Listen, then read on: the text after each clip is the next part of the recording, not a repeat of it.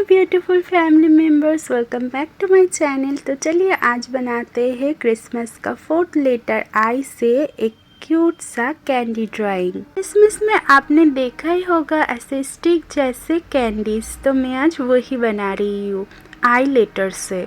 आज का वीडियो बहुत ही सिंपल एंड इजी है, जो कि किड्स के लिए बहुत ही ज़्यादा हेल्पफुल रहेगा। वो लेटर्स भी पहचान लेंगे और उनको बहुत मज़ा भी आएगा इस तरीके का ड्राइंग करने में। अगर आप लोगों को मेरी ये वीडियोस पसंद आ रही हो तो ज़रूर से मेरी वीडियो को लाइक करना, शेयर करना अपने फ्रेंड्स के साथ, और मेरी चैनल को अगर अभी तक सब्सक्राइब नहीं किया है तो जल्दी जल्दी आप लोग सब्सक्राइब कर लीजिए, ताकि इस तरीके का वीडियो आप लोगों को और भी मिल सके।